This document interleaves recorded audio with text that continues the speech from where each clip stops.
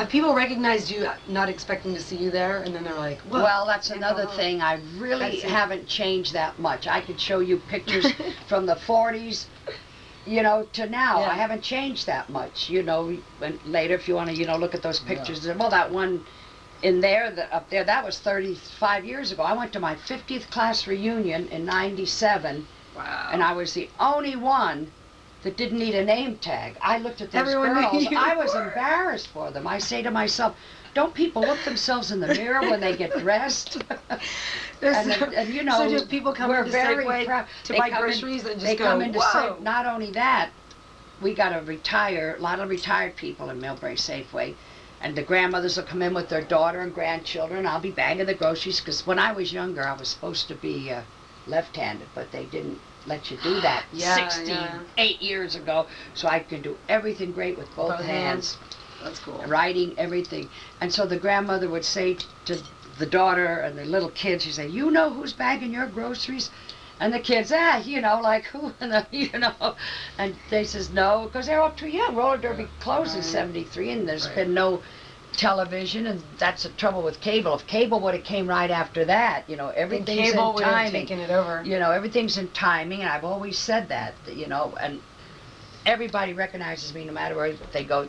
And she used to tell the daughter, which is all grown up, married now, she'd say, I used to take you to see her. She's a great, you know, star. I says, hey, I'm just like anybody else. So if I wasn't in uniform, I'd say, my poop stinks like anyone else. My shit. Oh, you said I can say shit? Yeah. Okay. Like anything else. And then... At least they don't ask you to roller skate while you're bagging groceries, huh? Well, they like that. I can imagine they don't ask you to do it.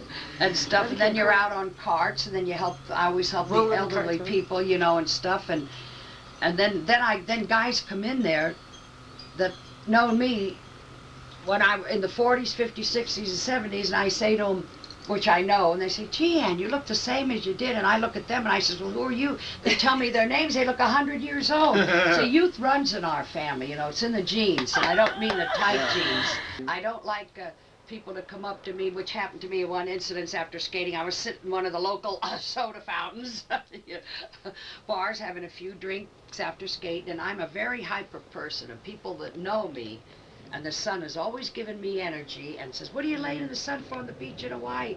I skate Hawaii, I'm up all night, coming home 6 o'clock in the morning, I'm on the beach at 7 in front of the pink garbage can in front of the Royal Hawaiian, you know, swim all day, paddling the canoe races, skate, party all night, and stuff and everything. And this guy comes up to me, which, you know, and I would tell the bartenders, which are all friends of mine and stuff, I don't want any drink from anyone that I don't know. I don't accept anything. I got my money right there, and that's it. This guy comes up to me one time and says, oh, hi, I hear your name is Ann. And I said, yes. He says, well, I hear you're a great skater. I says, well, that's up to the individual. Some think I am, some think I'm not. And then he says, well, how do you like it in the ice follies?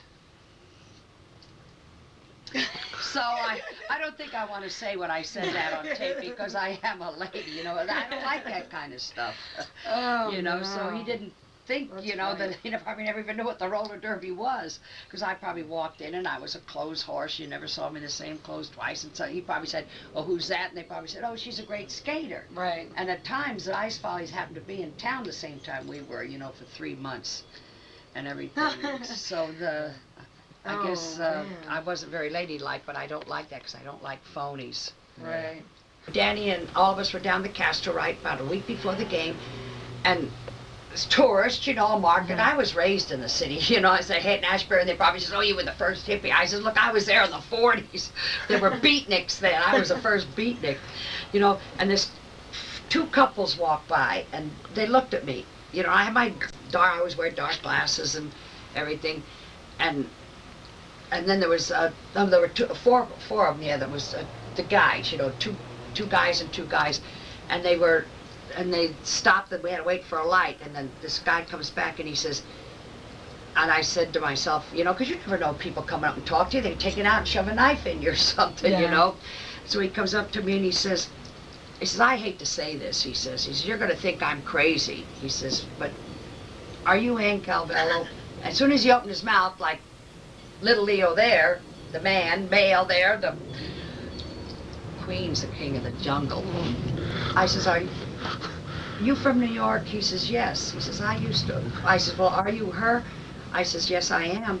He says, oh my gosh, I used to watch you when I was a kid. That's so cool. He says, this is my boyfriend, and we've been together, 20, 30 years, you know what I mean? So he had to be my age or a little younger, maybe a little bit older. He says, could I please have an autograph? And hey.